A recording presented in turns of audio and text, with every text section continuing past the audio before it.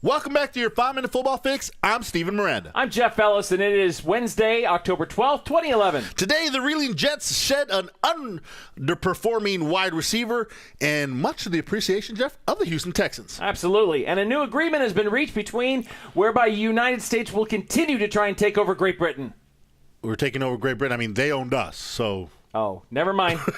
All right. The legend of Troy Polamalu's hair continues to grow. And finally, we take to Twitter Talk, where Pete Carroll is indulging LeBron James. Why would you indulge LeBron James? Seriously. All right, Jeffrey, the New York Jets have shipped off wide receiver Derrick Masson to the Houston Texans. Yep, Derrick Masson shipped off, and that's good for Houston because Andre Johnson, his hammy, has been gimpy, and I think it drove the move on the Texas side of the fence. Yeah, well, Mason's recent behavior of speaking out against the team, that probably didn't help him either, Jeff. What did he say? He said that there were cracks within the organization, and they needed to be fixed. Rex Ryan was very quick to say it had nothing to do with that. It had everything to do with on the field. We just weren't needing him as much. That's right, and also the rise of Jeremy Kerley, Jeffrey, the rookie wide receiver. He kind of took over the third spot there away from Derrick Masson. So that's what the Jets are claiming. I think they didn't like him speaking out, basically. Which brings up this micro-celebrity nursery rhyme. Ramon Arciega says, if roses are red and violets are blue, why is he rhyming? I don't know. Some of us have to rhyme all the time. Does the Derrick Masson trade improve the Texans' crew? Yeah, certainly. It certainly Gives helps them them some out. depth that they very much need. At the wide receiver position with Andre Johnson, you lose your top dog. This is going to help them.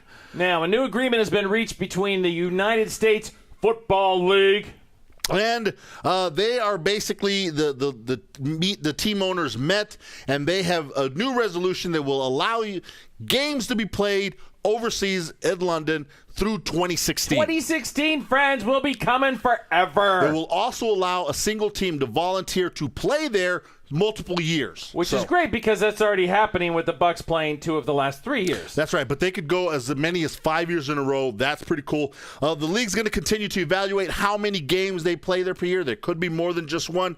And as you see these images through the last 5 years, we've been fortunate, Jeff. We've been there at every game. But NFL Vice President of International Chris Parsons said, when the initial resolution was approved in 2006, the thinking at the time was that we would have 2 new teams every year.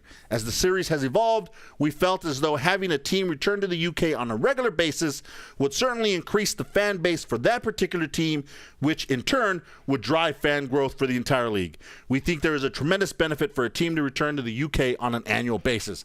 And I think that's cool. I think it may not be the Bucks, but it may be. We'll find out. And I posted on Facebook and Twitter, by the way, that for the game a week from Sunday in Wembley, there's still tickets available. They're expecting about 70,000, and unless people fear that NFL is not working in the UK, it couldn't be further from the truth. It's just the shortened time frame that they've had. Usually tickets go on sale immediately following the Super Bowl in February, and people have time to get their families together to make the arrangements they need. Many people travel over from Europe, and with it just starting in August, there wasn't time. So go out. If you've never been able to do this, make it happen. And still 70,000 plus, big number. And big crowd. Jeff and I are going to be there. So there you go. Come play with us. The legend of Troy Polamalu's hair continues to grow. Madame Tussauds has immortalized the entire person, Jeff. Yes. Not just his hair, but Troy Polamalu is getting a wax figure here in Hollywood at the Hollywood location.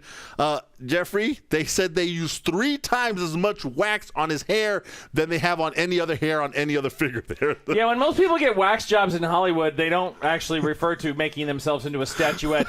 What was fun with Troy is he had Halloween start a little early. He was at Madame Tussauds for the unveiling and had a little fun with some of the visitors. Well, yeah, he posed as a statue, and then as people came he would scare them. Check out this woman. She is certainly in fear. She even pushed him. There's a video on YouTube. Go out and check it out. Twitter Talk has the unforgivable of Pete Carroll encouraging LeBron James' delusions of playing in the NFL. Well, here's what happened. LeBron James started Twitter with a conversation with John Clayton, asking him when the league's deadline for them signing free agents was. Steven, I'm just blown away that he had any idea who John Clayton was. Jeff, that's Mr. Moment from The Simpsons. Oh, crap. I always get them confused. Sorry. Okay, that's better. All right, so anyways, same guy. after asking that, LeBron, it's next Tuesday, by the way, at 4 p.m. Eastern, now that you know that information. But Pete Carroll comes out and says, hey, at King James, are you aware what the league's rookie minimum is? Silence. Yeah, so then Carroll asks again, I kind of think of you as a touchdown maker, but is it true you think of yourself as a pass rusher? I'm a TD maker. He finally responded, Jeffrey, how full of yourself you got to be? You think you could just come in off the street and be a TD maker in Totally the NFL? full of myself. All right, that's all the time we have.